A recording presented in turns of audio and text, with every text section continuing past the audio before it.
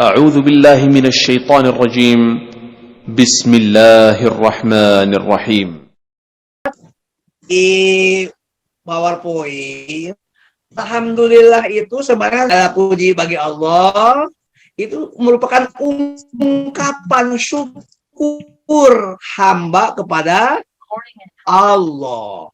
Nah, jadi lihat akan kira-kira seperti ini. Jadi alhamdulillah adalah ungkapan syukur hamba kepada Allah. Alhamdulillah sebenarnya asyukru lillahi. Ungkapan rasa syukur hamba kepada Allah. Nah, sekarang alhamdulillah. Nah, inilah penjelasannya. Ini dihubungkan dengan bacaan tahiyat. Nah, alhamdulillah itu kan artinya segala puji. Nah, apa yang dimaksud dengan segala puji itu? Ini ada 4. Pertama, at-tahiyatu. Tahiyat itu adalah pujian, kehormatan. Kedua, di dalam alhamdulillah itu ada al-mubarakat yang penuh dengan keberkahan. Sanjungan, pujian, penuh dengan keberkahan, al-mubarakat. Yang ketiga, di dalamnya ada as-sholawat. Apa arti sholawat? Sholawat itu dengan penghargaan, penghormatan, atau apresiasi. Penghargaan, penghormatan, apresiasi, dan doa. Tergantung kalau salawat dari hamba untuk Rasulullah SAW misalnya, itu penghargaan, penghormatan, dan doa. Tapi kalau salawat itu dari Allah untuk Rasul, penghargaan, penghormatan, dan rahmat. Jadi kalau dari bawah ke atas doa, karena dari Allah kepada hamba, itu penghargaan, penghormatan, dan rahmat. At-thayyibat itu yang baik, yang indah, yang halus, yang memadukan antara kebaikan, keindahan, kehalusan, thayyibat. Gitu. Jadi kalau digabung ungkapannya ungkapan penghargaan, keberkahan, apresiasi, yang indah untuk Allah. Nah, karena itu di dalam sholat yang rukun baca Al-Fatihah, di dalamnya ada alhamdulillah. Tapi nanti bacaan yang detil dibaca waktu tahiyat. Karena ini kan bacaan tahiyat. At-tahiyatul mubarakatus sholawatut thayyibatulillah. Assalamu alaika ayuhan nabiyyu warahmatullahi wabarakatuh. Tuh. Nah, itulah. Jadi waktu berdiri membaca Al-Fatihah, itu membaca bacaan pokok dari Al-Quran, inti. Ketika tahiyat diuraikan secara detail. Nah, uraian yang detail itu berasal dari Rasulullah Shallallahu Alaihi Wasallam. Sedangkan Al-Fatihah itu firman Allah. Maka terpadulah antara firman Allah dengan bimbingan dari Rasulullah Shallallahu Alaihi Wasallam. Itu kita tinggal jalankan saja. Fatihah tinggal kita baca dengan pemahaman, bacaan tahiyat kita baca dengan tertib, gitu. Subhanallah. Nah, tadi alhamdulillah sebenarnya asyukurulillah. Jadi segala puji bagi Allah itu merupakan ungkapan rasa syukur kepada Allah. Nah, bersyukur ini saya mengutip dari pandangan Ibnu Athaillah dalam kitab Al-Hikam.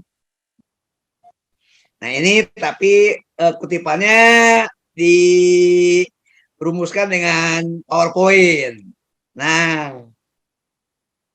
ini sumbernya ada kitab karya Ibnu Athaillah, ulama yang berasal dari Iskandaria, Mesir. As-Sekandari itu dari Iskandaria, dari Mesir. Ini kebetulan sebulan sekali saya membimbing membaca kitab ini di Masjid Pila Inti Persada. Nah, jadi bagaimana bersyukur itu? Bersyukur itu diungkapkan melalui 5 tahap. Jadi alhamdulillah adalah ungkapan rasa syukur, tapi rasa syukur itu bersyukur itu melalui 5 tahap. Tahap yang pertama, bersyukur mulai dari kalbu. Nah, di dalam kalbu itu ada rasa, ada perasaan, namanya emosi atau ada perasaan, ada kerohanian atau spiritualitas. Kalbu merasakan, menyadari bahwa kita mendapatkan nikmat luar biasa dari Allah. Ada kenikmatan yang menyangkut tentang fisik, ada kenikmatan terkait dengan pikiran, ilmu, ada kenikmatan kaitan dengan perasaan, ada kenikmatan dengan rohani, ada kenikmatan yang memang sepertinya untuk diri kita secara personal, tapi ada kenikmatan karena kita diperkenalkan dengan orang dalam konteks interaksi sosial. Subhanallah. Jadi melahirkan persahabatan, pertemanan, persaudaraan. Menurut saya luar biasa. Mohon maaf, saya diselingi dengan minum. Sudah.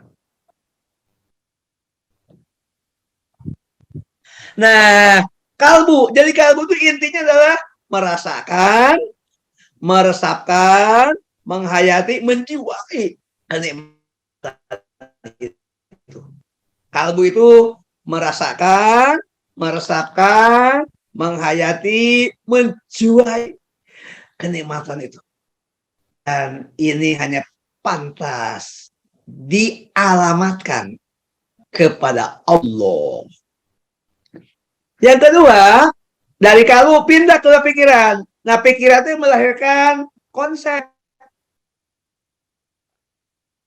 atau menjadi konsep, menjadi pola pikir. Kita merumuskan satu pemikiran.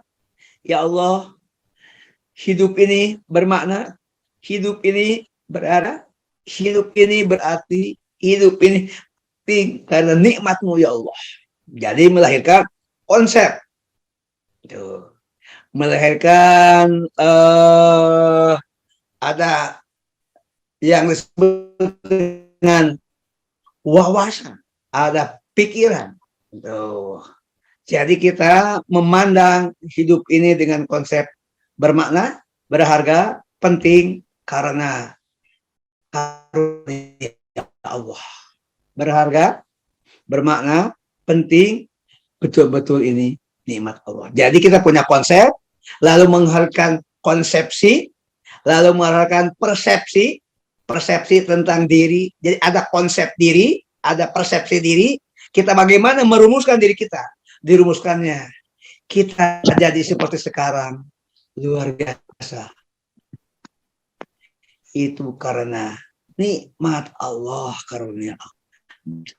Bukan apa-apa kita. Tidak jadi apa-apa kita tanpa nikmat anugerah dari Allah. Nah, maka konsep ini melahirkan konsepsi, melahirkan persepsi, konsep tentang diri, konsep tentang aku, tentang kehidupan. Tolong kehidupannya dipahami yang positif, jadi bermakna. Dalam psikologi kita namanya kita merumuskan konsep diri yang bermakna, lalu menemukan makna diri. Itu konsep. Setelah memadukan antara kalbu dan pikiran, saatnya bermuara pada ucapan. Ucapannya alhamdulillah. Ucapan tadi. Maka alhamdulillah itu memang asyuk, tapi pada tingkat ucapan. Ucapan ini didorong, di backup oleh kalbu, di backup oleh konsep, konsepsi, konsep diri yang positif. Mereka makna hidup, hidup bermakna, itu para psikolog itu yang merumuskan begitu ucapan. Lalu nanti yang begitunya turun jadi sikap. sikap bersyukur kehadirat Allah, yaitu sikap kita kemudian sikapnya menghadap, sikapnya kita berserah, menerima, lalu berorientasi pada Allah. Oh, sikapnya namanya robbani, berorientasi sama Allah. Tidak ada lagi yang menjadi sikap. Sikap kita adalah berserah, menerima, menghadap, mengarah, berorientasi pada Allah. Sikap bersyukur. Sikap bersyukur. Setelah itu baru tindakan. Nah, tindakan dengan perbuatan. Bisa saja rasa syukur diungkapkan dengan sedekah. Rasa syukur diungkapkan dengan kita sholat, kita zikir, kita doa, kita sholat berjamaah, kita peduli, kita membangun kebersamaan dengan sesama muslim atas dasar kesamaan keyakinan. Tapi juga kita membangun kebersamaan atas dasar kemanusiaan dengan orang yang beda agama. Itu kemanusiaan. Gitu. Profesor Asep. Ketika ada orang yang beda agama meninggal, kita ikut sedih, tapi tidak ikut tahlil, tidak ikut mendoakan. Allah melarang. Pak Asep, izin Pak Asep. Allah saja sudah melarang mereka terputus karena beda keyakinan. Tiba-tiba kita masih saja bertindak tanpa rujukan, bertindak tanpa referensi, bertindak tanpa pertimbangan ilmu. Pak Asep. Itu sangat manusiawi. Tapi begitu meninggal, ini wilayah kemanusiaannya berhenti. Pak Asep, izin Pak Asep. Kemanusiaannya hanya diungkapkan dengan rasa sedih saja, ikut bersedih, ikut berbelasungkawa. Jangan mendoakan ada semoga dapat kebaikan. Kebaikan datang dari mana? Allah yang memberikan. Allah tidak akan memberikan karena orang itu adalah terputus. Orang itu mengingkari Allah. Jangan, Tuhan mereka dengan kami beda. Tunggu dulu, Tuhan cuma satu. Yang benar Allah. Mereka punya Tuhan. Iya, mereka menganggap Yesus Tuhan, padahal bukan Tuhan. Mereka menganggap Siddhartha Gautama mungkin Tuhan, tapi bukan. Jadi itu dianggap Tuhan oleh mereka, padahal bukan. Jangan kita menunjukkan, Tuhan kita dengan Tuhan mereka berbeda. Bagaimana itu sama dengan kita mengakui ada dua Tuhan secara tersirat. Padahal Allah itu Rabbul Alamin. Kan alhamdulillah Rabbil Alamin. Seluruh alam. Maka kita bertindak menjadi muslim itu harus pakai ilmu. Bukan saya mengatakan surat Al-Isra ayat 36. Bismillahirrahmanirrahim. Wala taqfu ma laisa laka bihi ilm. Jangan mengikuti, jangan melakukan sesuatu tanpa ilmu. Itu buka surat 17 Al-Isra ayat 36. Wala taqfu ma laisa laka bihi ilm. Jangan melakukan, jangan mengikuti sesuatu termasuk tahlilan kepada orang yang beda agama itu tanpa dasar ilmu. Inna sam'a wal basara wal fuada, sesungguhnya pendengaran, penglihatan dan perasaan semua akan diminta pertanggungjawaban di hadapan. Jadi kita tetap toleran, tetap rukun, tetap bersama dalam konteks sosial, tidak dalam konteks doa, tidak dalam konteks ibadah, tidak dalam konteks akidah. Ya, inilah bersyukur. Jadi mana yang paling terlihat bersyukur itu ya tindakan yang mereka perbuatan. Tuh, subhanallah. Kita, nah ini semua adalah ibadah pengabdian yang tulus kepada Allah Subhanahu wa Ta'ala. Boleh kita lanjutkan. Nah, sekarang kita akan menjelaskan Rabbil Alamin. Rob Al-Alamin. Kalau bacanya sambung, Rabbil Alamin.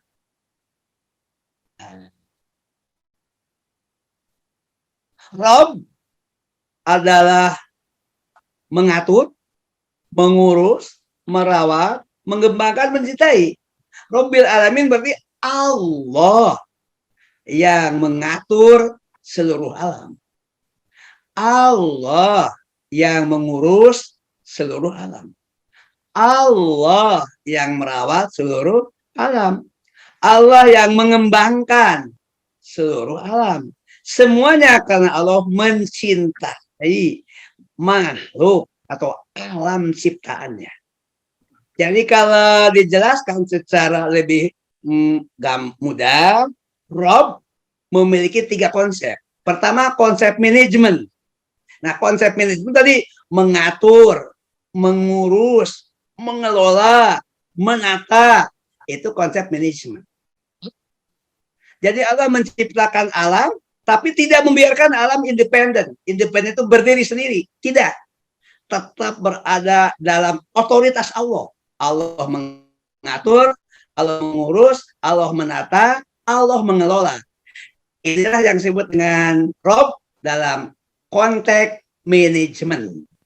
Yang kedua, Rob dalam konsep edukasi, at-tarbiyah, pendidikan. Konsep pendidikan itu semua, mulai dari menumbuhkan, mengembangkan, menguatkan, membimbing. Itu Rob adalah Allah yang membimbing, Allah yang menguatkan, Allah yang mendorong, Allah yang memotivasi, Allah yang mengarahkan. Supaya apa? Supaya hamba ini menyadari jati dirinya sebagai hamba Allah. Nah, mengembangkan masih masuk dalam konsep edukasi atau dalam bahasa Arab at-tarbiyah. Tetapi Rob ada makna yang ketiga. Rob itu Robbaba, itu sama dengan habbaba, yang artinya cinta, mencintai. Allah melakukan itu semua atas dasar cinta. Nah, oleh sebab itu kita bersyukur kepada Rob yang mengurus kita, merawat kita, mengembangkan kita, yang akan memberikan pahala. Allah yang menentukan siapa yang terputus dari pahala Allah, siapa yang dapat, bukan kita. Gitu. Begitu kira-kira.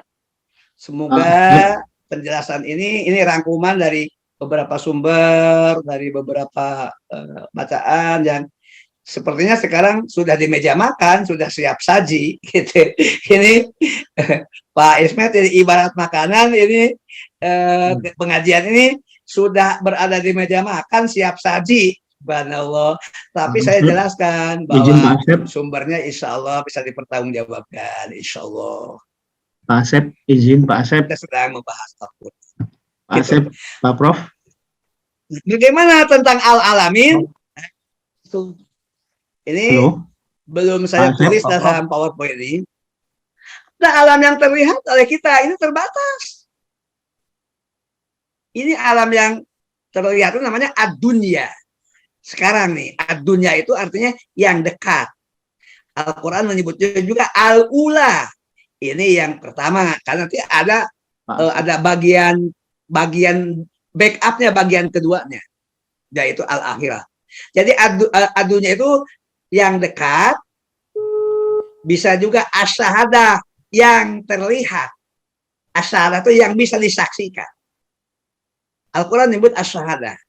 Jadi dekat, lalu bisa disaksikan. Karena dekat dan bisa disaksikan, kita merumuskan bersifat empiris. Alam yang bersifat empiris. Kenapa empiris? Ya kita merasakan, kita mengalami, kita berada, kita hidup. Mungkin saya sudah 60 tahun lebih.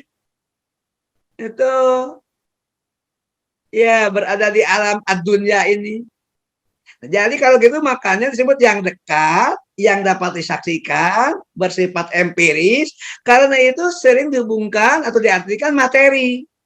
Karena materi itu yang terlihat, yang terasa. Bisa kita menggunakan 5 panca indera. Nah, alam ini bukan satu-satunya. Karena sebelum kita berada di alam ini, kita pernah di alam lain, yaitu alam rahim. Alam rahim. Rahim ibu kita. Insyaallah. Alam rahim. Itu sudah terlewat.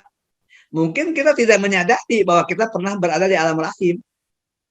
Nah, sekarang kita berada di alam dunia. Nanti kita akan pindah ke alam akhirat.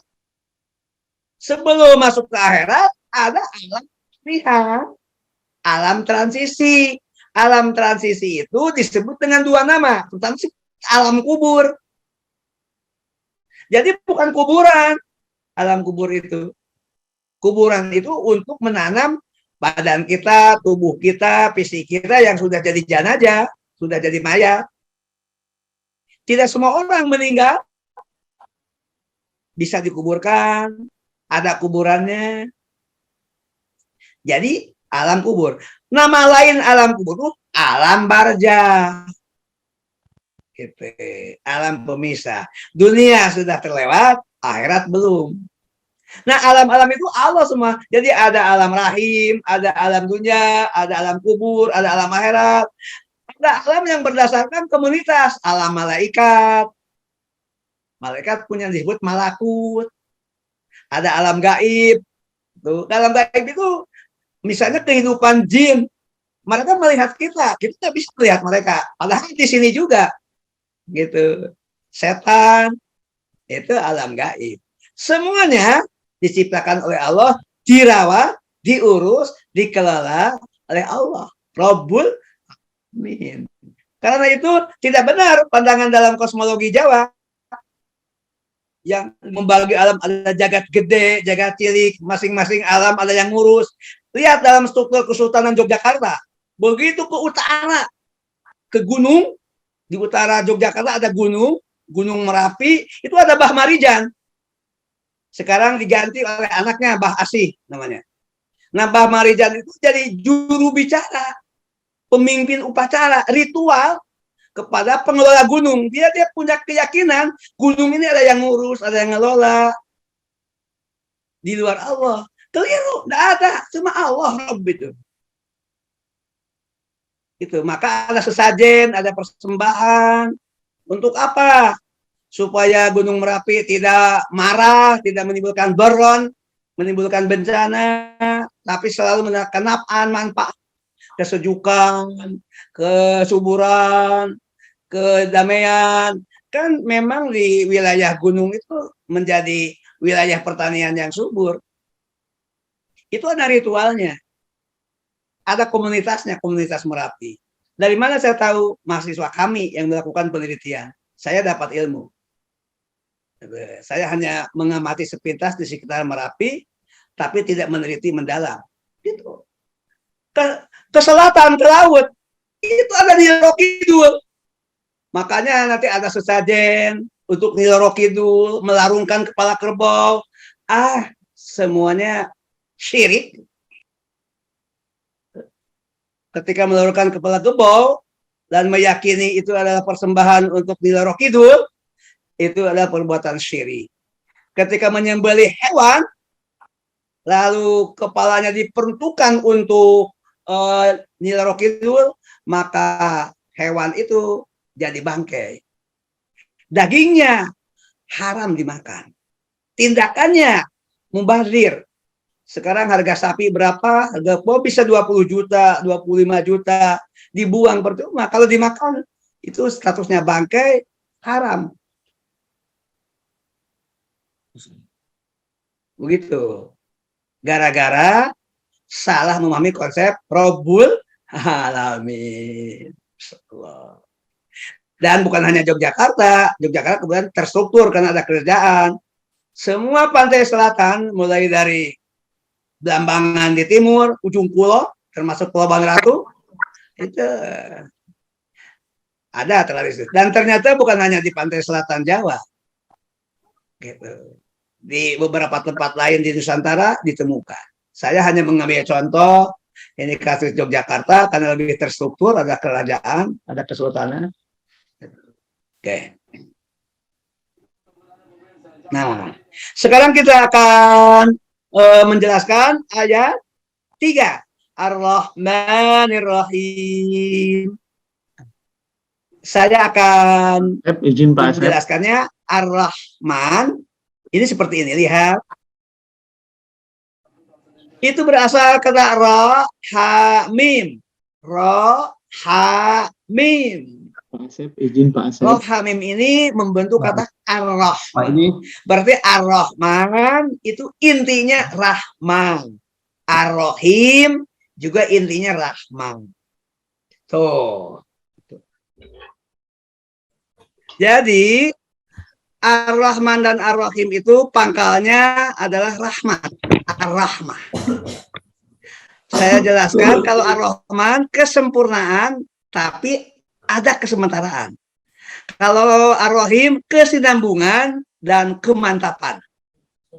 Apa maksudnya?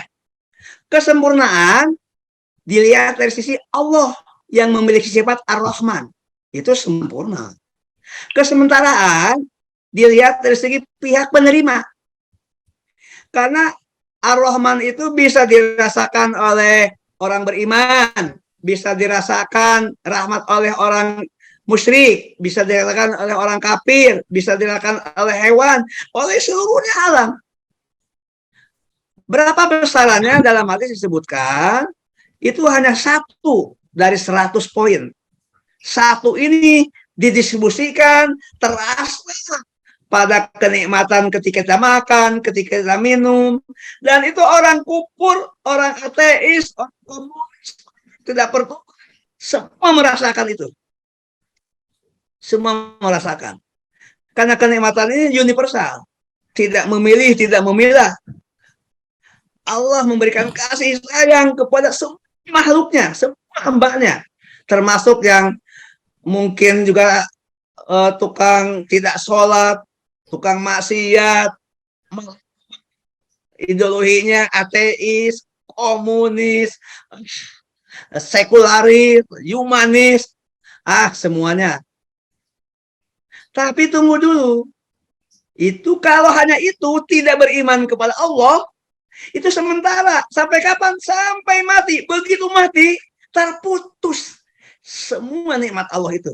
Makanya kita tidak bisa mendoakan orang kafir itu. Itu tadi konteksnya.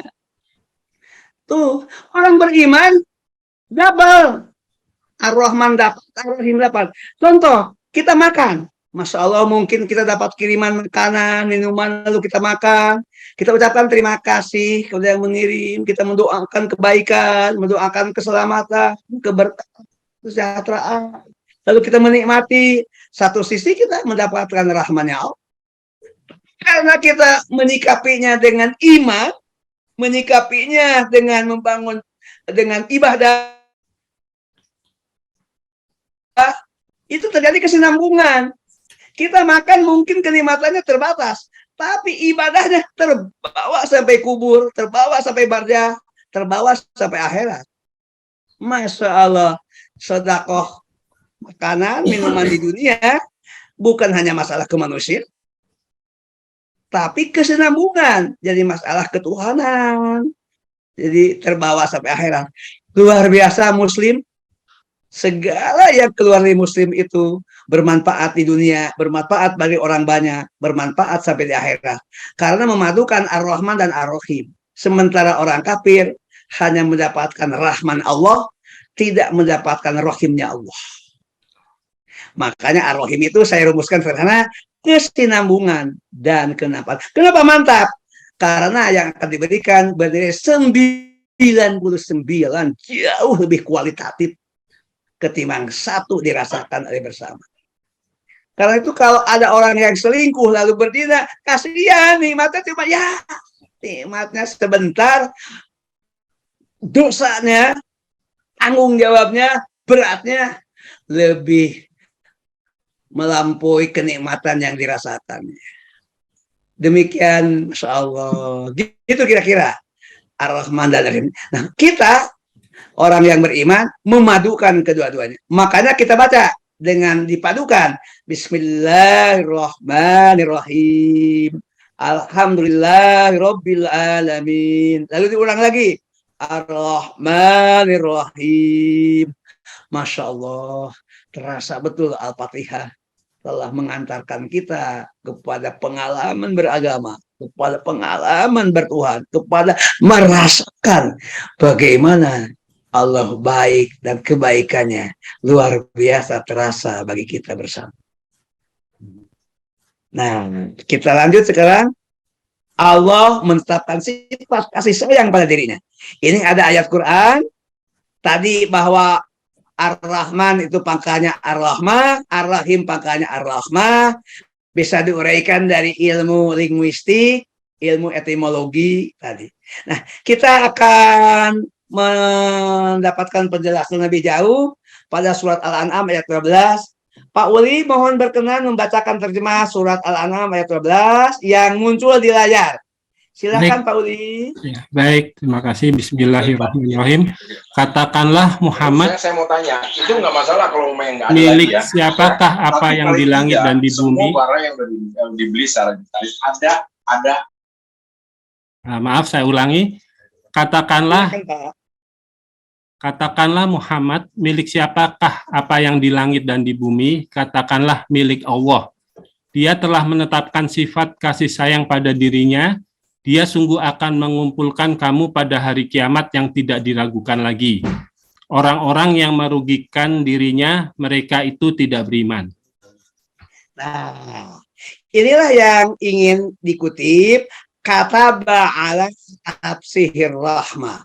Allah telah memantapkan, telah mengukuhkan, telah menggoreskan dengan tinta yang sangat kuat terhadap dirinya, yaitu Ar-Rahman. Inilah yang menjadikan Allah menjadi Ar-Rahman, menjadi Ar-Rahim, karena Allah memantapkan rahmat pada dirinya. Di dalam hadis qudsi ada penjelasan, sabaqat rahmati ghadabi. Rahmatku, kasih sayangku mendahului murka. Allah memang bisa marah, Allah bisa murka, tapi kasih sayang dikedepankan, didahulukan, jadi prioritas. Gitu. Lalu Allah memberitahukan, Allah akan mengumpulkan kalian dari kiamat. Nah, saat kumpul itulah yang mendapatkan Ar-Rahmah bukan dalam bentuk Ar-Rahman, karena sudah lewat. Kalau di kiamat nanti, tapi Ar-Rahimnya Allah. Maka orang-orang beriman mendapatkan ampunan, mendapatkan keriduan, mendapatkan kenikmatan. Itu sejak dalam kubur itu. Sejak sakratul maut, insya Allah sejak di alam kubur, sejak di mahsyar, dapat 3. Rahimnya Allah tuh pengampunan, keriduan, kenikmatan. Begitu nanti di akhirat oleh Allah diizinkan masuk surga, dapat yang keempat, tempatnya.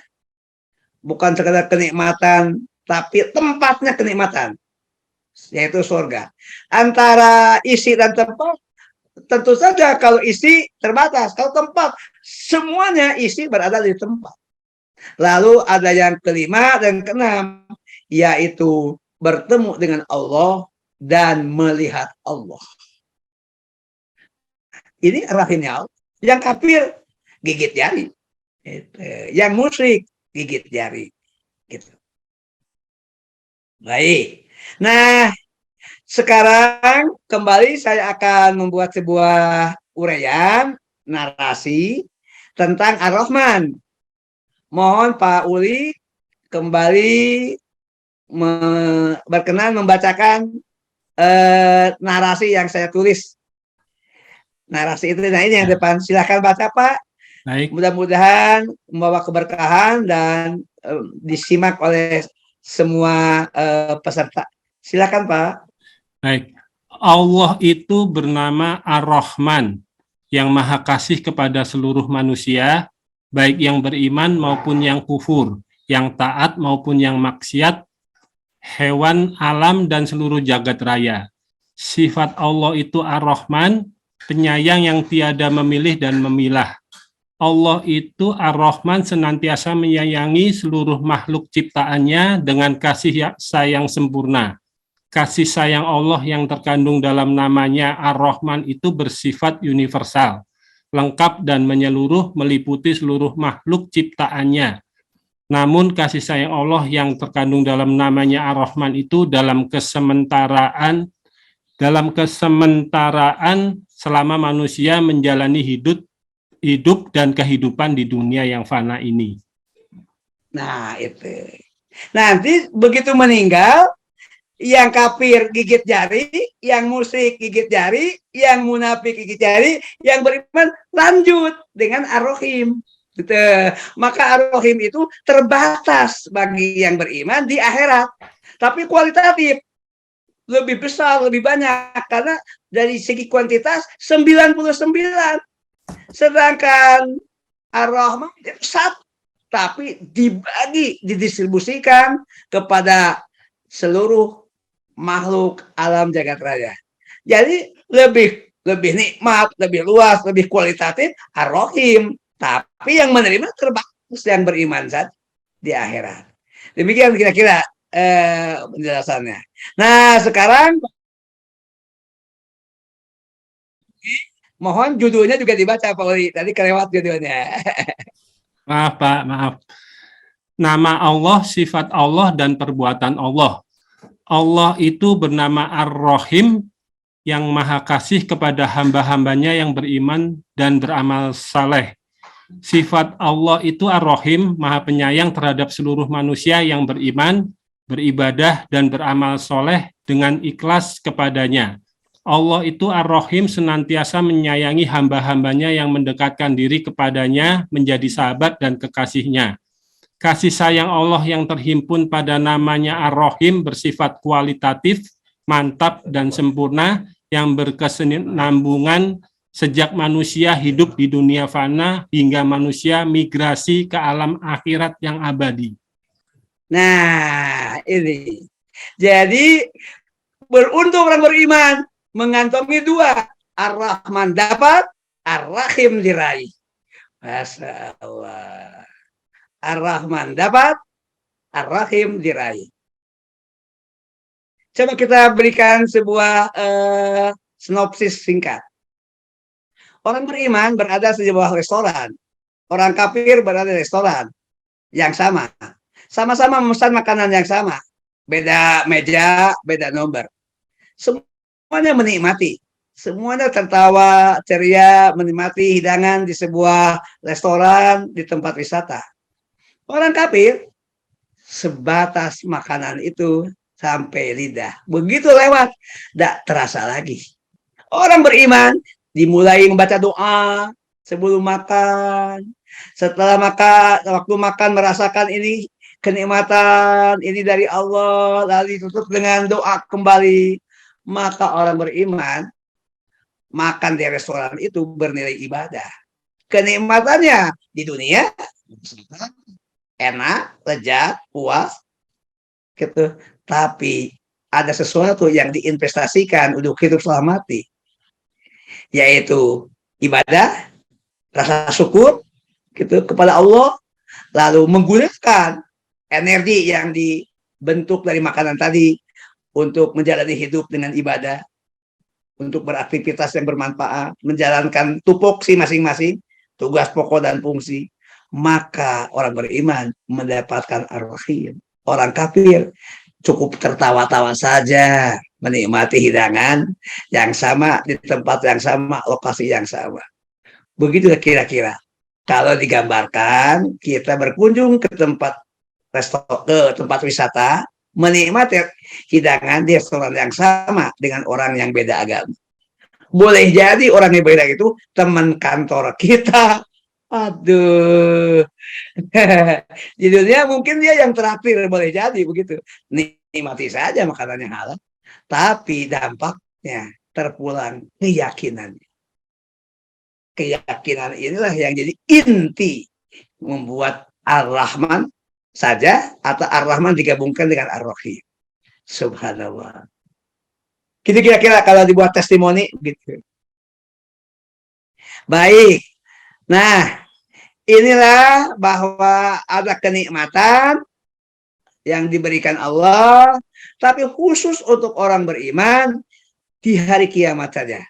Pak Uli kembali mohon membacakan terjemah surat Al-Maidah ayat 32. Silahkan dibaca terjemahannya saja. Katakanlah Muhammad, siapakah yang mengharamkan perhiasan dari Allah yang telah disediakan untuk hamba-hambanya dan rizki yang baik-baik? Katakanlah, semua itu untuk orang-orang yang beriman dalam kehidupan dunia dan khusus untuk mereka saja pada hari kiamat. Demikianlah kami menjelaskan ayat-ayat itu untuk orang-orang yang mengetahui. Nah, ini yang dimaksud bahwa ada kenikmatan yang khusus untuk orang beriman. Sehingga orang beriman mendapatkan Ar-Rahim di hari kiamat, di akhirat nanti insya Allah. Gitu. Nah, sekarang kita beralih ke ayat 4. Maliki yaumiddin. Maliki yaumiddin. Cara membacanya ada dua. Bisa panjang, seperti saya baca tadi, ada ma, panjang. Bisa juga ada qiraah lain yang membacanya tanpa alif. Maliki yaumiddin. Maliki, pendek saja. Boleh, itu tidak apa-apa. Gitu. Tapi kalau saya ikut yang ada dalam hot atau dalam mushaf standar, mushaf Utsman Ibnu Affan yang mimnya dipanjangkan. Saya tidak menyalahkan, ada yang memilih Maliki Yaumiddin. Silakan, itu dari segi qiraah. Nah, sekarang kita akan menjelaskan yaum itu artinya hari atau waktu. Ad-din bisa berarti agama. Ad-din itu. Tapi bisa juga pembalasan. Mengapa? Agama itu sering dengan janji-janji yang belum bisa dirasakan sekarang. Dijanjikan ada surga, belum dirasakan. Dijanjikan ada kenikmatan di surga, belum. Dijanjikan ada neraka, belum. Semuanya hanya yakin, tapi belum empiris. Gitu. Ada mati. Bagi kita yang belum mati, itu masih konsep, keyakinan. Tapi bagi yang sudah mati, kematian itu adalah empiris. Yaumuddin, karena itu yaumuddin di sini diartikan hari pembalasan, dan itu inti keberagaman. Nah, saya pilih hanya 3 saja, masih banyak sebetulnya. Jadi yaumuddin selain berarti hari pembalasan, bisa juga menggambarkan waktunya. Yaumul Qiyamah, setelah kiamat terjadi. 2, yaumul hisab. Hisab itu artinya perhitungan. Yaumuddin itu hari perhitungan. Karena akan membalas dengan menghitung amal perbuatan umat manusia. Yang berikutnya yaumut taghabun. At-taghabun itu menjadi nama salah satu surat ke-64, At-Taghabun. Apa arti taghabun? Taghabun itu mengungkap. Sekarang ketika di dunia, mungkin orang berbuat dosa. Yang tahu cuma dia dengan Allah. Atau dia, Allah, lalu catatan malaikat. Tidak tahu. Dia tutup, dia rahasiakan, dia ada dengan Allah. Mungkin para pelaku tahu. Si Sambo itu tahu itu apa yang sesungguhnya terjadi. Siapa pembunuh seperti itu, dia tahu. Gitu. Cuma apakah berhasil nggak kawan-kawannya mengungkap kebenaran di dunia? Kalau berhasil berarti itu tagobun. Kalau tidak, ya nanti di akhirat tagobunnya. Gitu. Itu gitu. Gitu. Nah, jadi yaumul qiyamah hari kiamat. Yaumul hisab hari perhitungan. Yaumut taghabun hari pengungkapan. Itu. Ini dari sisi pengertian. Sekarang kita lanjut. Nah, apa yang diungkap? Pembalasan itu terkait dengan perbuatan manusia.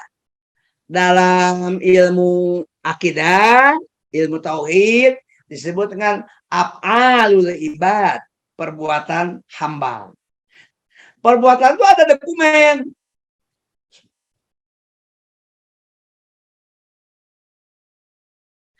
Pertama, semua yang dilakukan oleh manusia diketahui oleh Allah. Jadi, ada pada ilmu Allah. Yang kedua, ada pada catatan malaikat. Yang ketiga, dan setiap individu, setiap pribadi. Yang keempat, ada saksi-saksi independen. Jadi begitu masuk kepada Yaumuddin, hari perhitungan, hari pembalasan, hari pengungkapan, itu dengan dokumen yang lengkap. Sekarang kasus ke kejaksaan lambat aja, selalu terangkat, tidak tahu ada apa. Udah capek kita menyaksikannya, gitu. Biar. Nih sekarang mau masuk ke Yaumuddin, praktis, mudah. Satu, ada pada ilmu Allah. Dua, ada catatan malaikat. Tiga, catatan setiap orang. Empat, jangan lupa ada saksi-saksi independen. Jadi masuk Yaumuddin dengan data yang lengkap. Gitu. Bagaimana uraiannya?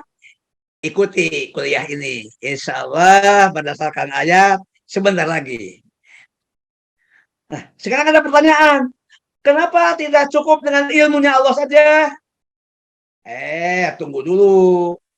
Manusia itu pandai beralibi. Manusia itu pandai menghilangkan jejak. Lihat si Sambo, jago kan? Merusak CCTV, menghilangkan data, merekonstruksi sesuai dengan maunya dia untuk keringanan, diduga begitu. Jago. Nah, ya nanti di akhirat tidak bisa alibi, ilmunya Allah tuh bersifat dianggap nanti subjektif. Tapi ada dokumen, catatan malaikat. Ini masih pihak lain. Ada data yang tertulis dalam tubuh kita. Nanti akan saya tunjukkan ayatnya. Masih belum puas dengan data yang pada Allah, data malaikat, dokumen Allah bisa menghadirkan saksi-saksi. Saksinya nggak perlu disumpah, pasti objektif, terduga saksinya. Jadi datang ke Yaumuddin, hari pembalasan, ada juga yang menyebut hari pengadilan, karena dianalogkan dengan pengadilan dunia, itu dengan dokumen yang lengkap. Nggak bertele-tele seperti di dunia ini. Seperti apa? Sekarang kita akan membaca, ini diambil dari 3 ayat ya, tapi diambil Al-Baqarah 77, Al-Baqarah 235, Al-Baqarah 284. Saya beritahu, tapi ini bukan satu ayat, ini 3 ayat. Tapi saya ambil yang menggambarkan bahwa Allah mengetahui semua perbuatan manusia. Pak Uli berkenan untuk membacakan terjemahnya? 3 ayat yang saya rangkum. Al-Baqarah 77, Al-Baqarah 235, Al-Baqarah 284. Silakan dibaca terjemahnya Pak Uli. Dan tidakkah mereka tahu bahwa Allah mengetahui apa yang mereka sembunyikan dan apa yang mereka nyatakan? Ketahuilah bahwa Allah mengetahui apa yang ada dalam hatimu, maka takutlah kepadanya. Dan ketahuilah bahwa Allah Maha Pengampun, Maha Penyantun, milik Allah lah yang ada di langit dan apa yang ada di bumi. Jika kamu nyatakan apa yang ada di dalam hatimu atau kamu sembunyikan, niscaya Allah memperhitungkannya tentang perbuatan itu bagimu. Dia mengampuni siapa yang Dia kehendaki dan mengazab siapa yang Dia kehendaki. Allah Maha Kuasa atas segala sesuatu. Nah, ini hanya 3 ayat, padahal Al-Quran banyak yang menggambarkan Allah mengetahui perbuatan manusia itu. Jadi di ayat ini saya ambil misalnya ayat 77, saya ambil ya'lamu ma yusirrun wa ma yu'linun annallaha, bahwa Allah ini, dan tidaklah mereka tahu bahwa Allah mengetahui apa yang kamu rahasiakan dan apa yang kamu nyatakan. Ini Al-Baqarah 77. Al-Baqarah 235. Wa'lamu annahu ya'lamu ma fi anfusikum fahdaru. Ketahuilah bahwa Allah mengetahui apa yang tersimpan di lubuk hatimu, maka berhati-hatilah kamu menghadapi Allah. Jangan gegabah kamu mengucapkan, mengatakan sesuatu, atau kamu menyimpan sesuatu di hatimu. Gitu. Lalu 284 saya ambil yang pokoknya wa in tubdu ma fi anfusikum, jika kamu menampakkan apa yang ada di hatimu atau kamu sembunyikan dalamnya, pasti Allah akan menghitungnya. Nah, inilah saya kasih judul dokumen perbuatan manusia ada di dalam ilmu Allah. Betul. Sekarang kita akan yang kedua, dokumen perbuatan manusia ada dalam catatan malaikat. Silakan Pak Uli baca terjemah surat Qaf ayat 18. Terjemahnya saja. Silakan. Tidak ada suatu kata yang diucapkannya, melainkan ada di sisinya malaikat pengawas yang selalu siap mencatat. Nah, ayatnya mayal fidu. Maya itu tidak terucap. Tidak diucapkan. Yalp itu maaf, bisa terucap, terungkap.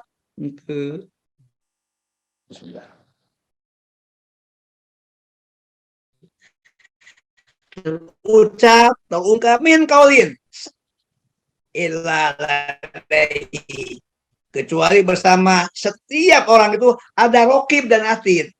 Kita sering menyebutnya nama 2 malaikat. Rokib diartikan malaikat rokib, atid malaikat atid.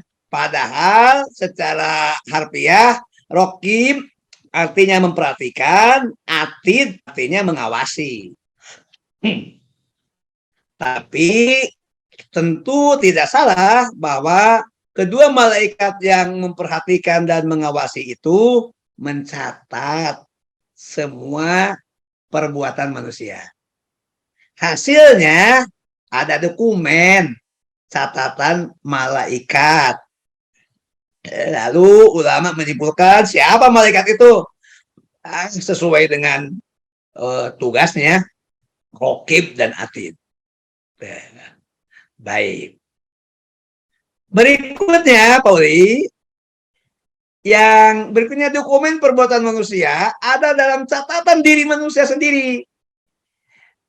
Mohon berkenan kembali Pak Eli membacakan terjemah surat Al-Isra ayat 13-14.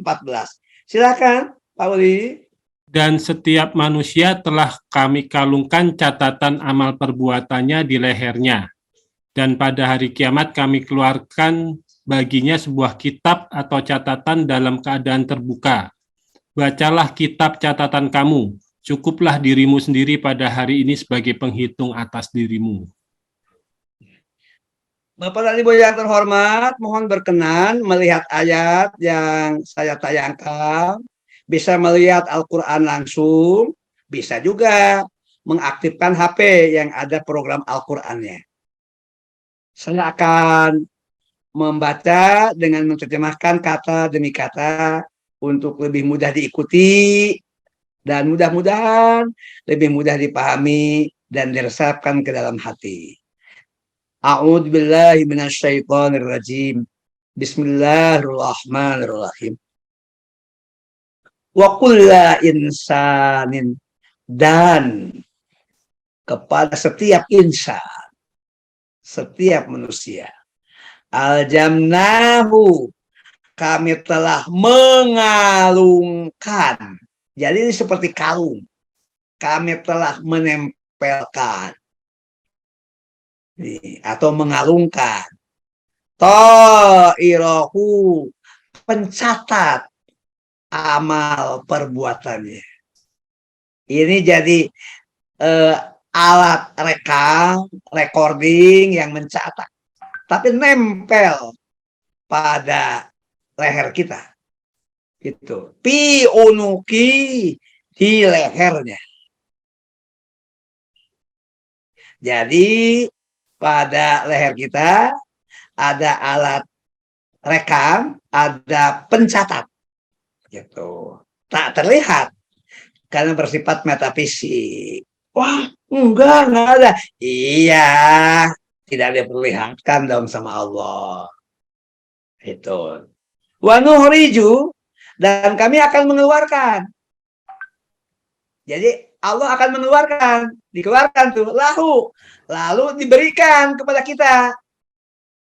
Mungkin ini sekadar membandingkan, mudah-mudahan kalau keliru mohon maaf, kalau pas mudah-mudahan, seperti itu kotak hitam di pesawat yang merekam seluruh pembicaraan pilot, kopilot, itu kan terekam, tersimpan. Itu. Kami akan mengeluarkan, kata Allah, pencatat perbuatan itu, lalu diberikan kepada masing-masing kita. Kapan diberikannya? Yaumul qiyamah. Yaumal qiyamah. Pada hari kiamat. Yaitu tadi ya, yaumul qiyamah itu sama dengan pada hari perhitungan, pada hari pembalasan, atau juga yang disebut tadi yaumut taqabun, pada hari pengungkapan.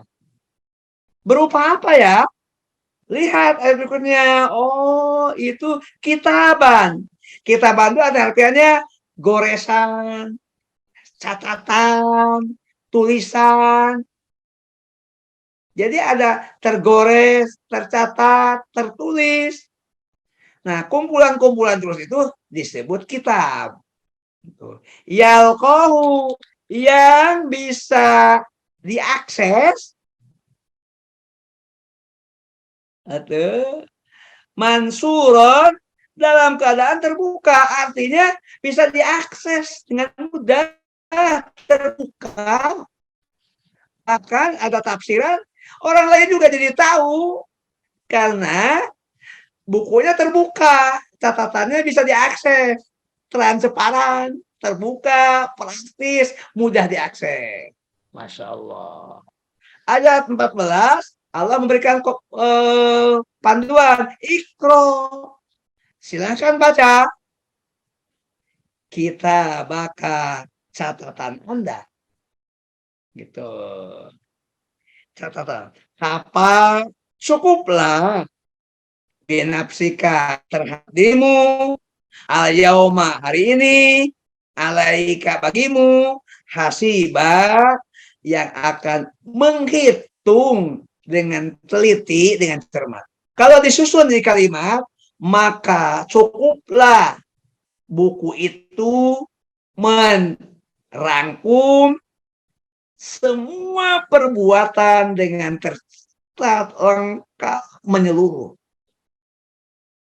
Gitu. Nah, inilah yang disebut dengan dokumen yang nempel pada diri sendiri.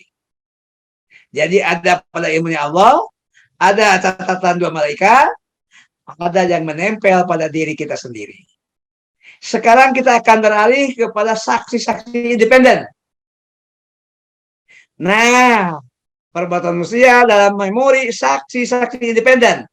Kita mulai surat Yasin ayat 65. Silakan Pak Uli dibaca terjemahnya. Surat Yasin ayat 65. Silakan Pak Uli. Pada hari ini kami tutup mulut mereka Tangan mereka akan berkata kepada kami dan kaki mereka akan memberikan kesaksian terhadap apa yang dahulu mereka kerjakan. Masya Allah. Pak Uli, saya akan baca, lagi-lagi akan saya baca supaya saya juga mendapatkan meresap. Dan kata demi kata. Bismillah al-yauma, hari ini, yaitu pada waktu hari perhitungan, hari pembalasan, hari pengungkapan atau yaumuddin. Nahrimu, kami menutup, kami mengunci ala afwahim, atas mulut mereka, mulut terkunci. Ini simbol bahwa kita tidak bisa alibi, tidak bisa memutarbalikan data, tidak bisa berbohong, karena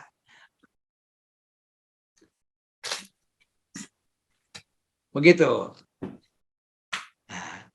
Wa tukallimuna, dan akan berbicara kepada kami. Ini yang disebut dengan saksi independen. Tiba-tiba dia melapor kepada Allah. Sehingga apabila mereka sampai ke neraka, pendengaran, penglihatan, dan kulit mereka menjadi saksi terhadap apa yang telah mereka lakukan. Dan mereka berkata kepada kulit mereka, mengapa kamu menjadi saksi terhadap kami? Kulit mereka menjawab, yang menjadikan kami dapat berbicara adalah Allah, yang juga menjadikan segala sesuatu yang dapat berbicara, dan dialah yang menciptakan kamu yang pertama kali, dan hanya kepadanya kamu dikembalikan. Ayat ini menjelaskan pendengaran, penglihatan menjadi saksi. Pendengaran, penglihatan, dan kulit menjadi saksi. Pendengaran berarti ini telinga, mata, kulit. Lalu nanti kita orang berdebat dengan kulitnya. Kita, maaf, mudah-mudahan kita terjadi, ini kan digambarkan penghuni neraka berdebat dengan kulitnya. Jadi orang itu berkata kepada kulitnya, mengapa kulit kamu menjadi membicarakan tentang rahasia aku, tentang perbuatan aku? Kenapa kamu jadi bicara? Kulit menjawab, Allah yang telah menjadikan semua sesuatu bisa bicara. Jadi kulit bicara, padahal kulit nempel dalam hidup kita. Inilah yang saya maksud dengan saksi independen. Terakhir, ini suasana hari pembalasan di akhirat yang menggambarkan orang-orang yang berdosa terkejut. Silakan Pak Uri dibacakan terjemah surat Kahfi ayat 49. Dan diletakkanlah kitab atau catatan amal, lalu engkau akan melihat orang-orang yang berdosa merasa ketakutan terhadap apa yang tertulis di dalamnya. Dan mereka berkata, betapa celaka kami, kitab apakah ini? Tidak ada yang tertinggal, yang kecil dan yang besar, melainkan tercatat semuanya. Dan mereka dapati semua apa yang telah mereka kerjakan tertulis, dan Tuhan kamu tidak menjalimi seorang jua pun. Nah, Allah memberitahukan kepada Rasulullah SAW, wawudi al-kitab, kitab diletakkan. Nah, kitab itu tadi, dokumen-dokumen tadi, tuh diletakkan. Kamu Muhammad akan melihat orang-orang yang berdosa itu musyfikin itu cemas, takut, khawatir tentang isi buku itu, isi catatan tadi. Lalu mereka berkata,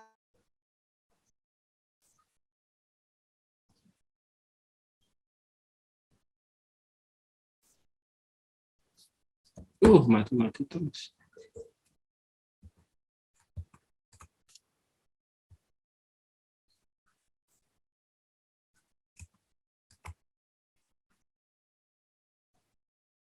Mati terus mah.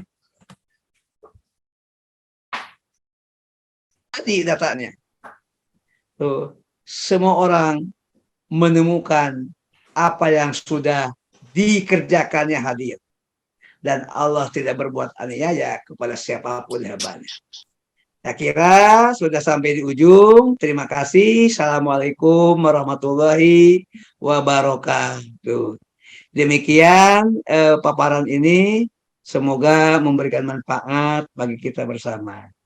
Saatnya untuk melanjutkan dialog mungkin sampai jam 10 kurang seperempat. Karena tadi memulainya agak telat. Terima kasih. Siapa yang akan memulai? Silakan. Assalamualaikum, Prof. Baik, silakan. Assalamualaikum. Waalaikumsalam warahmatullahi Prof. wabarakatuh. Waalaikumsalam. Mungkin mau menanya, Prof, mumpung masih belum Baik, ada. silakan Bapak. Mumpung masih belum ada. Yang ingin saya tanyakan begini, Prof, memaknai tadi, mulai tadi dari Ar-Rahman dan Ar-Rahim tadi. Kalau Ar-Rahman itu kan sifatnya sementara dan untuk semua makhluk ya, Prof ya. Iya. Sementara dan untuk semua makhluk. Pertama saya mau menanyakan, ternyata Ar-Rahman itu juga didapat oleh semua makhluk tadi, baik kuantitas dan kualitasnya juga tidak sama kan, Prof? Kualitas dan kuantitas Ar-Rahman itu didapat oleh makhluk hidup itu tidak sama. Itu memang sudah ditakdirkan Allah begitu dan tercatat di lauh mahfuznya pada saat orang lahir begitu, atau bagaimana? Itu satu. Kemudian yang kedua, Ar-Rahim itu adalah sifatnya berkesinambungan dan dari mulai alam fana sampai ke alam akhirat nanti. Kalau kita lihat Ar-Rahim ini ada dipersyaratkan lagi. Halo, Prof. Iya, ya saya menyimak. Ya, jadi Ar-Rahim itu dipersyaratkan lagi, ada iman, ada amal soleh, dan ada keikhlasan tadi. Kalau tidak salah saya begitu tadi penjelasan. Iya. Jadi artinya Ar-Rahim itu harus ada usaha dan tidak semua orang mendapatkan Ar-Rahim dengan kualitas dan kuantitas yang sama. Artinya Ar-Rahim itu ada substansi cara mencapai sehingga ada pembeda, yaitu adalah amal soleh sama amal soleh sama keikhlasan. Sedangkan Ar-Rahman tadi kan tidak ada pembeda substansinya. Tidak ada disampaikan, kalau saya ingat tadi, tidak ada disampaikan. Sehingga itu apakah merupakan takdir saja dan sudah dicatat di lauh mahfuz. Sedangkan Ar-Rahim itu ada pembeda, karena di sana saya lihat ada usaha. Artinya usahanya apa? Iman dan amal soleh dan ikhlas. Sehingga outputnya akan berbeda. Outputnya bisa difana di dunia dan bisa berkesinambungan sampai di akhirat nanti. Jadi kalau kondisi seperti itu, Prof, maksud saya, kira-kira tentu gradiasi untuk Ar-Rahim ini tidak gampang juga itu ya, Prof. Jadi bagaimana kita menyikapi untuk mendapat Ar-Rahim yang maksimal tadi dengan kondisi-kondisi yang kondisi kita beramal ibadah yang wajibkah atau yang bagaimana ya, maksud saya yang biasa kita laksanakan lah, kira-kira begitu, Prof. Tanpa ada ibadah ini, apakah kualifikasi Ar-Rahim kita itu sudah mendapatkan yang maksimal atau bagaimana, atau cukup Ar-Rahim yang tidak maksimal itu nilainya sudah sangat tidak terbatas lah artinya. Jadi itu nanti gradiasi Ar-Rahim itu satu. Kemudian yang ketiga nih, Prof, karena mumpung belum ada yang nanya. yang ketiga saya mau menanyakan tentang Maliki Yaumiddin tadi. Ini udah masuk kepada sifat, kalau semuanya ini kan kalam Allah, tapi menggambarkan Allah menyampaikan, kalau saya menangkap, kalau salah nanti dibetulkan, Prof. Yang pertama sampai Ar-Rahim tadi itu sifat-sifat Allah. yang baiknya lah. Kira-kira Allah itu seperti ini, penyayang, dan kemudian di Malik Yaumiddin itu malah saya melihat Allah memberikan dalam bentuk saya memaknai apa yang Prof terangkan tadi, itu lebih pendekatannya ke ancaman. Ke ancaman kalau saya melihatnya. Jadi bagaimana kita untuk apakah ar-rahim tadi bisa ditimbulkan karena ada dilihat manusia ini engkar, maka butuh Malik Yaumiddin yang dimaknai sebagai bahwa Anda ini kalau tidak baik ada pengancamannya seperti ini loh. Jadi sepertinya Allah juga menyatakan untuk mendapatkan ar-rahimnya itu bisa pada suatu proses lewat, ya mohon maaf tanda kutip Prof kalau saya tidak salah, ya dengan adanya ancaman tadi.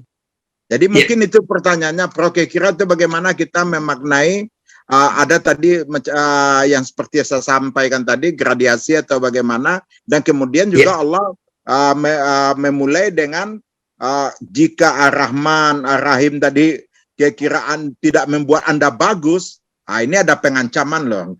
Pengancamannya itu Malik Yaumiddin dimaknai dengan berbagai pengancaman yang Prof jelaskan tadi. Demikian Prof, terima kasih Prof. Assalamualaikum warahmatullahi wabarakatuh. Waalaikumsalam warahmatullahi wabarakatuh. Bapak Dokter yang terhormat, pertanyaannya sistematis, terasa alurnya, dan mudah-mudahan saya bisa merespon atas izin Allah Subhanahu Wa Taala. Untuk ar-Rahman itu terbagi dua, Pak. Ada yang ditujukan kepada manusia dengan sistem tersendiri, ada yang ditujukan kepada alam dengan sistem tersendiri. Misalkan mulai kepada alam. Kepada alam itu termasuk juga kepada hewan, tumbuh-tumbuhan. Itu Allah betul-betul Allah yang mengelola total berdasarkan kadar kebutuhannya. Inilah yang kemudian dalam sains melahirkan tentang paradigma sains. Objektivitas, ada keteraturan, bisa digali, bisa diungkap oleh siapa saja. Ini terjadi pada makhluk hidup. Terjadi ini semua yang terakup dalam konsep biologi atau ilmu tentang ilmu hayat, itu tentang alam, itu tentang lingkungan hidup, semua. Itu Allah sudah menentukan sampai takaran sesuai dengan kebutuhannya, sesuai dengan kegunaannya, kemaslahatannya. Saya akan mengambil contoh, ini contoh saja ini, mudah-mudahan hanya contoh. Seekor semut ditangkap oleh Nabi Sulaiman, lalu diletakkan dalam kotak oleh Nabi Sulaiman. Sebelum ditangkap, Nabi Sulaiman bertanya dulu kepada semut, semut, kamu butuh berapa untuk makan 1 bulan? Semut menjawab, cukup sebutir gandum. Berarti Allah secara natural menyediakan logistik untuk seekor semut 1 butir gandum sebulan. Nah, ini wawancara Nabi Sulaiman. Nabi Sulaiman mengambil semut, lalu dimasukkan ke dalam kotak, dalam toples. Lalu dalam 1 bulan, Nabi Sulaiman menyiapkan 1 butir.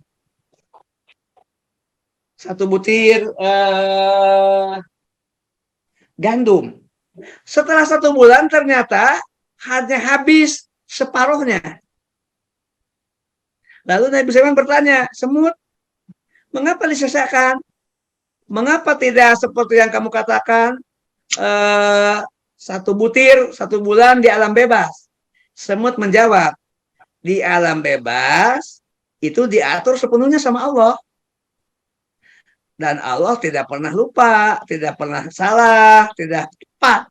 Karena itu saya merasa aman di alam bebas. 1 bulan saya pasti dapat makanan. Tapi ketika diambil oleh kamu manusia, saya khawatir kamu lupa, kamu abai, kamu lalai, daripada saya mati kelaparan, lebih baik saya menghemat. Nah, itu satu. Si semut menghemat. Kenapa? Khawatir manajernya Nabi Sulaiman lupa, tertunda, gitu. Sampai di sini poin yang ingin saya sampaikan ada satu saja. Untuk hewan, makhluk, alam, ada takaran yang ditetapkan oleh Allah. Untuk manusia, dua strategi, double power. Satu, Allah menetapkan, tapi manusia bisa mengubah, bisa mengembangkan. Itu. Ini yang disebut dengan ada al-kasab, usaha, ada al-ikhtiar, memilih cara, pola, metode terbaik, ada al-mujahadah, perjuangan. Nah, dengan itu, maka takdir ini bisa diubah. Yang mengubah itu Allah. Manusia hanya berusaha, berikhtiar, berjuang untuk mengubah takdir. Misalnya, kalau orang menghadapi pandemi, tidak berusaha, tidak pakai masker, tidak pakai, langsung saja, udah kembalikan ke alam. Boleh jadi dia segera menemukan takdirnya kematian. Tapi kalau kemudian ada usaha, boleh jadi Allah mengubah takdirnya sesuai dengan usahanya. Karena takdir itu sebetulnya adalah kontrak. Yang tahu cuma Allah. Allah bisa mengubah. Kita nggak bisa mengubah, kita hanya berusaha. Berusaha lalu berdoa. Allah bisa mengubah. Orang itu kemudian ketika kuliah tidak suka belajar, malas, ya bisa jadi takdir terjadi. DO, drop out, nggak jadi sarjana. Gitu. Katanya begitu. Jadi manusia diberi ruang untuk berusaha, untuk berikhtiar, untuk berjuang, untuk berdoa. Tetap juga yang memutuskan Allah. Makanya muncullah kaidah al-insanu bitadbir, wallahu bitakdir. Manusia berencana, Tuhan menentukan. Gitu. Kira-kira Pak, karena itu kita tidak boleh menyerah. Kita wajib berusaha, kita wajib berikhtiar, kita wajib berjuang. Kita potong kemiskinan dengan pendidikan, misalnya. Nah, tapi tetap pengambil keputusan ada di tangan Allah. Begitu Pak tentang Ar-Rahman. Jadi untuk mendapatkan Ar-Rahman pun takarannya, ukurannya bisa beda-beda. Bisa sejalan dengan yang Allah rencanakan, bisa mengalami perubahan sesuai dengan usaha, perjuangan, dan ikhtiar manusia. Tentu semuanya Allah yang ambil keputusan. Tuh. Ya. Sekarang tentang Ar-Rahim. Ar-Rahim itu garis besar yang Allah berikan, betul ada kesinambungan, ditujukan kepada yang beriman, beramal soleh, dan ikhlas. Tetapi nanti Ar-Rahim pun ada radiasinya, ada tingkatannya. Tergambar bagaimana Allah membagi manusia menjadi 8 tingkat, Pak. Kita buka surat An-Nisa ayat 69. Di situ akan ditemukan 4 tingkat. Kita buka dulu rujukannya. An-Nisa surat keempat ayat 69. Pada ayat ini disebutkan 3 tingkatan. Itu. Yang pertama itu paling atas an-nabiyyin, tingkatan para nabi. Yang kedua di bawahnya as-siddiqin. Yang ketiga as-suhada. Yang keempat as-sholihin. Sudah 4. Sekarang 5, 6, 7 beralih ke surat Fatir. Surat ke-35. Surat Fatir itu ayat 32. 35 ayat 32. Jadi kita lanjutkan. Tadi baru 4. Yang kelima, sabiqum bil khairat. Bergegas dalam kebaikan. Yang keenam, muktasid. Yang jalan di tempat. Dan yang ketujuh, zalimul nafsi. Pribadi-pribadi yang menganiaya diri sendiri. Sudah 7. Terakhir, yang ke-8 ada di surat Hajj. Surat 22. Hajj 22 ayat 11. Nah, di sini digambarkan di antara manusia ada yang beribadah kepada Allah al-hafin, marginal, bersifat pragmatis.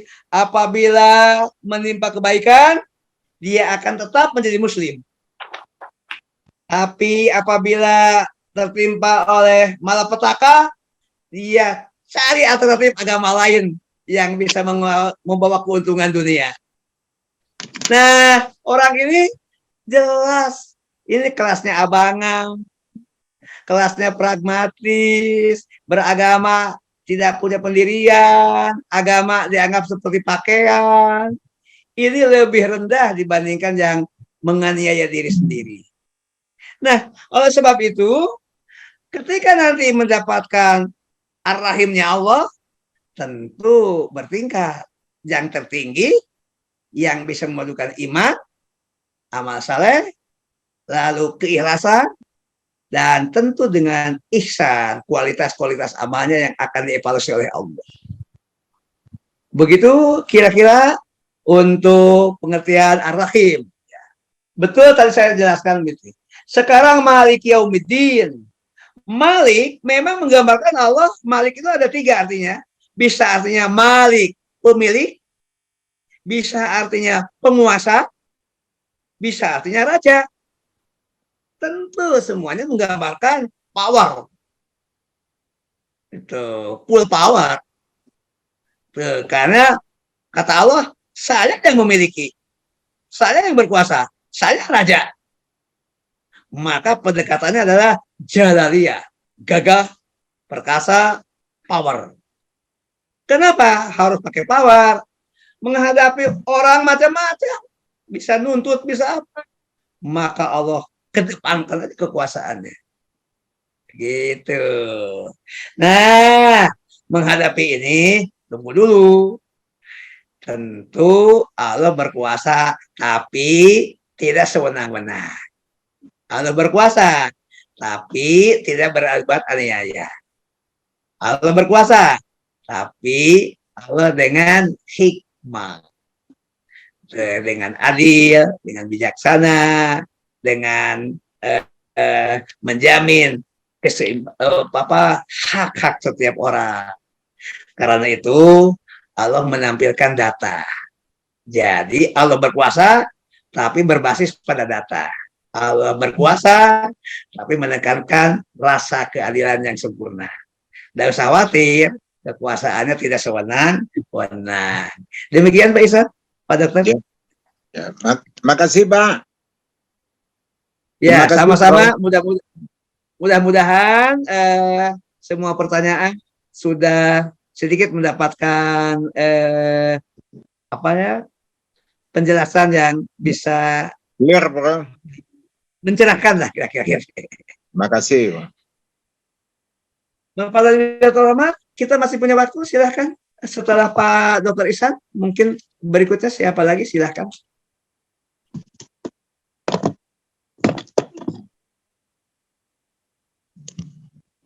Baik, silahkan. Masya Allah, silahkan.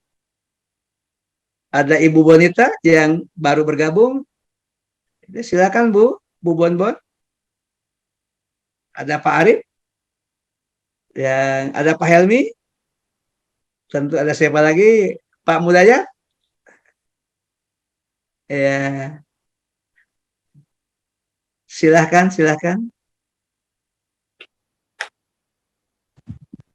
Uli sendiri, yang sejak dari awal terus membantu kita bersama. Pak Edi, Pak Ismail, mangga silahkan semuanya.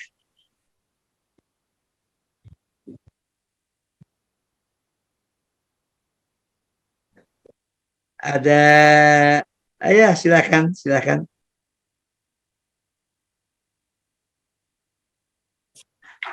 Ada Ibu Widianti Rahayu, Budi Astuti. Silakan Ibu. Belum ada pertanyaan, masih menyimak. Makasih. Baik, terima kasih sama-sama. Kita memberi kesempatan untuk semuanya. Kebetulan waktu masih tersedia.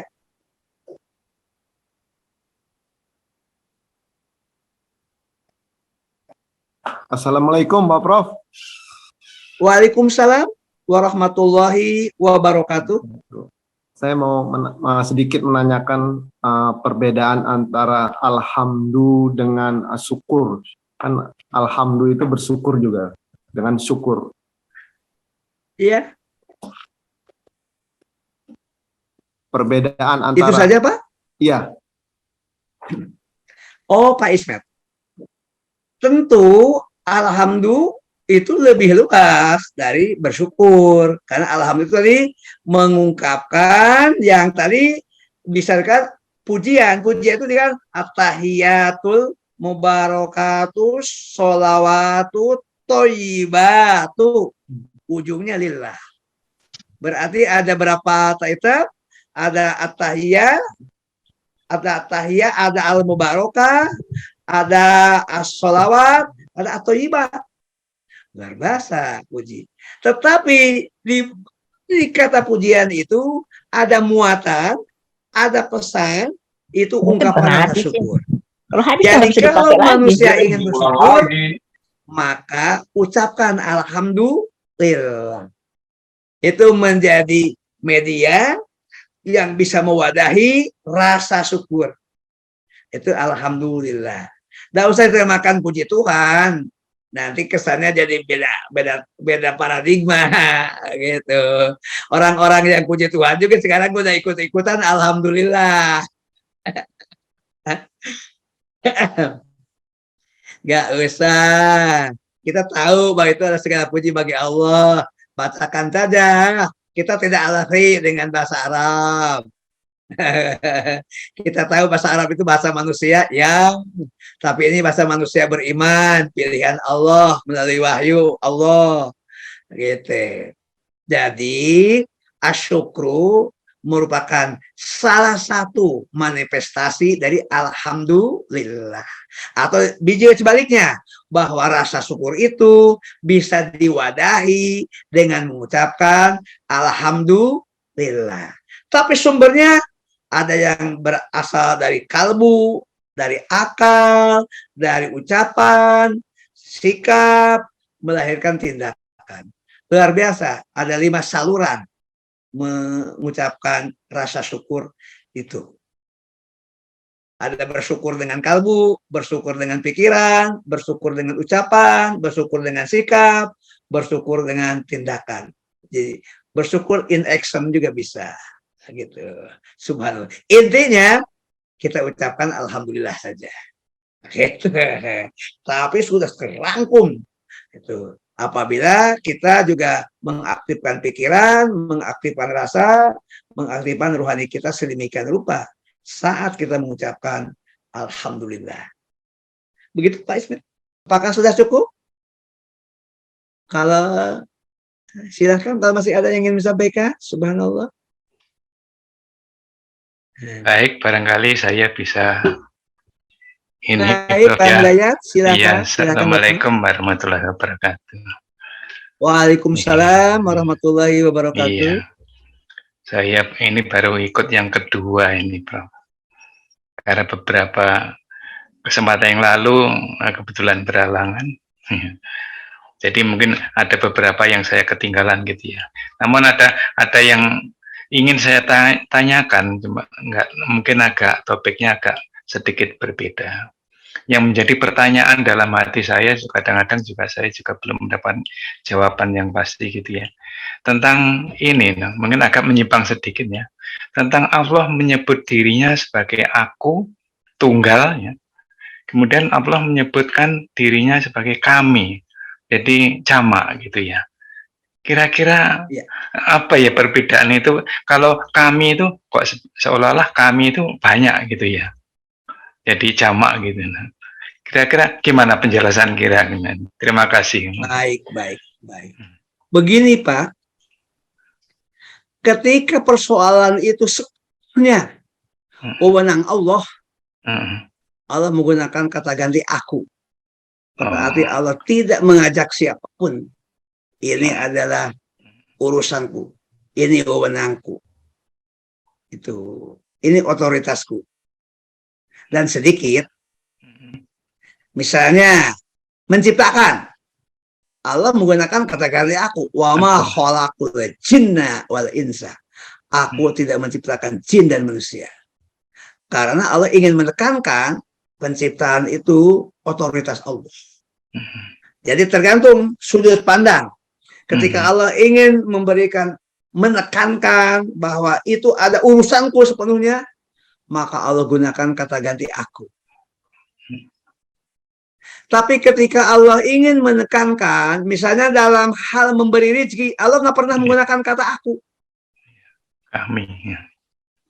Kalau menciptakan, bisa kami, bisa aku. Karena penciptaan itu kan ada kolaborasi dengan manusia.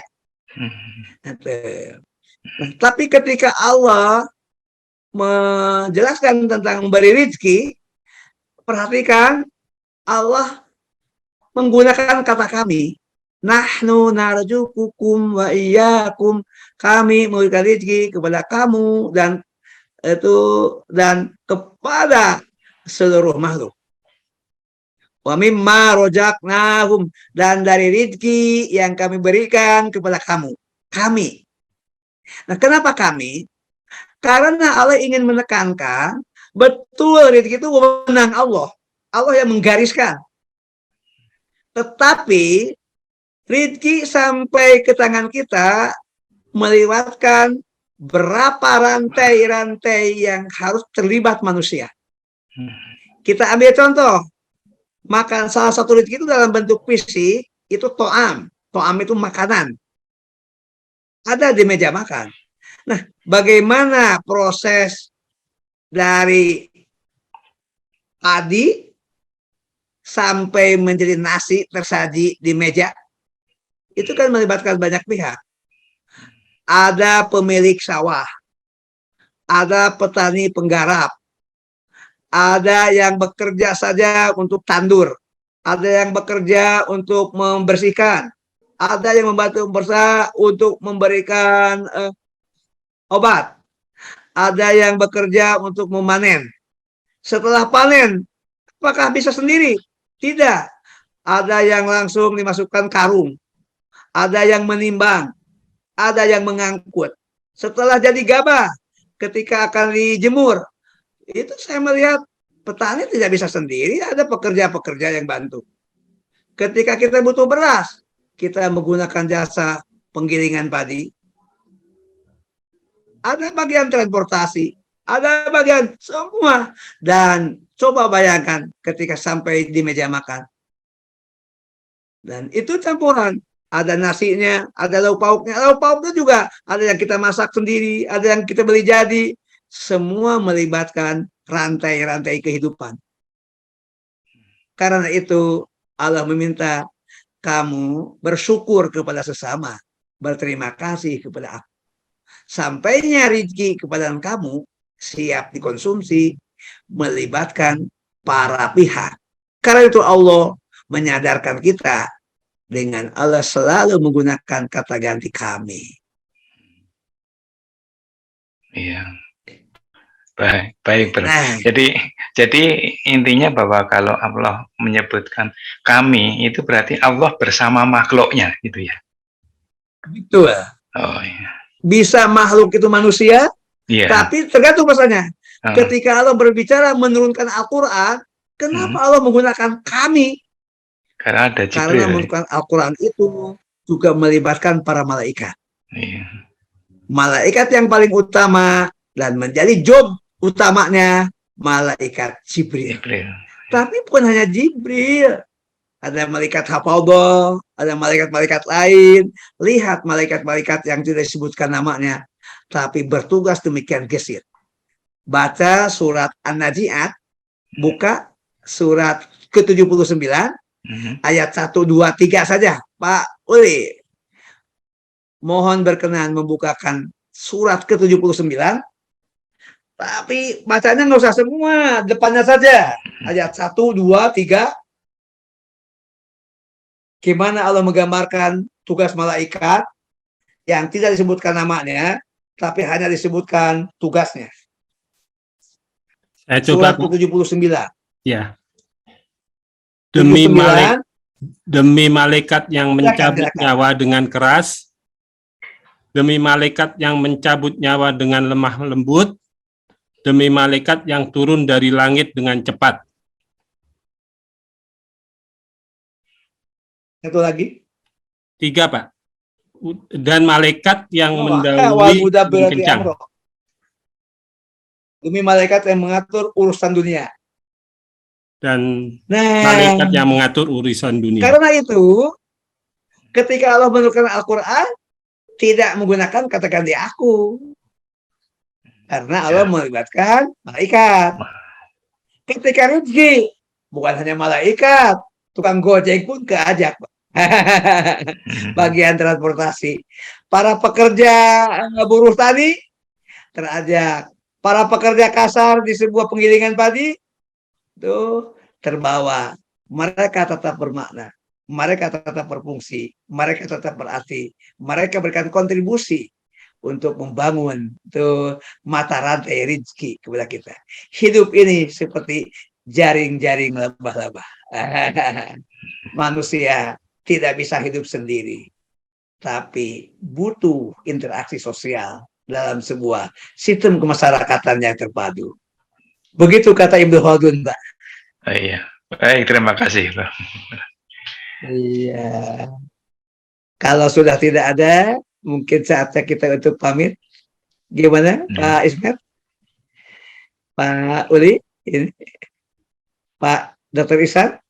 Kalau sudah tidak ada, Pak Edi, Pak Arif? Baik. Saya tentu mengucapkan terima kasih kepada para pihak yang telah membantu kelancaran ini. Mohon maaf apabila ada ungkapan, kata-kata yang tidak berkenan.